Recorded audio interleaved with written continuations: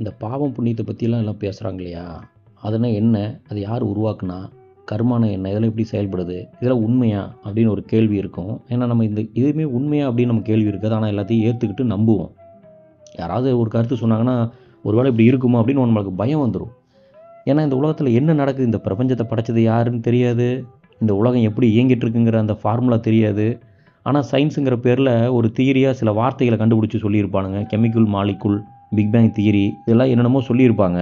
அந்த அறிவியல் கருத்துக்களையும் சில வார்த்தைகளையும் நம்ம எடுத்துக்கிட்டு இந்த டைமென்ஷன், 4 டைமென்ஷன், 6 டைமென்ஷன்னு பல விஷயங்களை கண்டுபிடிச்சிருப்போம். இதெல்லாம் என்னென்னா நம்ம புரிஞ்சுக்கிறதுக்காக ஒரு பெயர்கள் கொடுக்கப்பட்டிருக்கு. அந்த பெயர்கள் கொடுக்கப்பட்டாலும் இதெல்லாம் உண்மையான்னு கேட்டால் யாருக்குமே தெரியாதுங்க. எல்லாமே ஒரு ஐடியா. இந்த உலகம் இயங்குறதுக்கு எப்படின்னு புரிஞ்சுக்கிறதுக்காக பேசிக்காக புரிஞ்சுக்கிறதுக்காக ஒரு ஐடியா. ஏன்னா இந்த பிரபஞ்சம் தோன்றுறது எப்போ முடியுது யார் கையிலுமே இல்லை.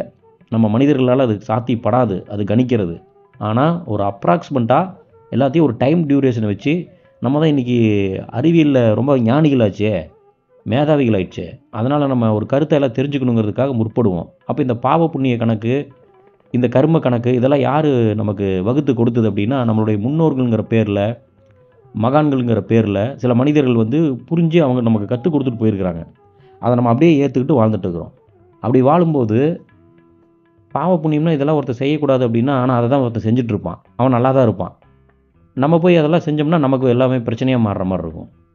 அப்போ இந்த தியரி எங்கே ஒர்க் அவுட் ஆகுது? இது கடவுள் வகுத்தாரா? இந்த பிரபஞ்சத்தை படைச்ச சக்தி ஒரு மனிதனை கூப்பிட்டு நிற்க வச்சு, தம்பி இதாப்பா ரூல்ஸு, இந்த ரூல்ஸின் அடிப்படையில் நீங்களாம் வாழ்ந்தீங்கன்னா மக்கள் நல்லா வாழ்ந்துடலாம் அப்படின்னு சொல்லி கொடுத்துட்டு போயிருக்காரான்னு கேட்டால் கிடையாது. எல்லாருமே மனிதன் வகுத்தது. ஒரு மனிதன் உட்காந்து சிந்திக்கிறான், இது என்னப்பா நடந்திருக்கும், இது எப்படி இருக்கும் அப்படின்னு சொல்லி அவனுக்குள்ளே ஒரு சிந்தனை எழுப்புறான். அந்த சிந்தனைக்காக ஒரு பதில் கிடைக்கிறது. அந்த பதிலை நமக்கு ஒரு கருத்தாக வெளியிடுறாங்க. அந்த கருத்தை எடுத்துக்கிட்டு நம்ம நம்பி வாழ்ந்துட்டுருக்குறோம். அப்படி வாழும்போது தான் சில பேர்த்துக்கு இந்த பாவ புண்ணியம், கர்ம வினை இதெல்லாம் உண்மையாக பொய்யான்னு தெரியாமல் நம்பிட்டு அப்படியே ஏற்றுக்கிட்டு வாழ்கிறோம். உண்மையாலுமே ஒருத்தர் செய்கிற செயல் அவருக்கு அது பிடிச்சிருக்கும். அந்த செயல் இன்னொருத்தருக்கு பிடிக்கல அப்படின்னா அதை செய்யக்கூடாதுங்கிறதுக்காக தடுக்கிறதுக்காக இதெல்லாம் செய்யாதே இதை பாவம்னு சொல்லுவாங்க. அப்போ அந்த இடத்துல எப்படி அது பாவ புண்ணிய கணக்கில் சேரும்? அந்த இடத்துல சிந்திங்க. அதே மாதிரி எனக்கு ஒரு விஷயம் பிடிச்சிருக்கு அப்படின்னா அதை நான் செஞ்சுருவேன். அதை செஞ்சதுக்கப்புறம் எனக்கு அது குற்ற உணர்ச்சி ஏற்படும்.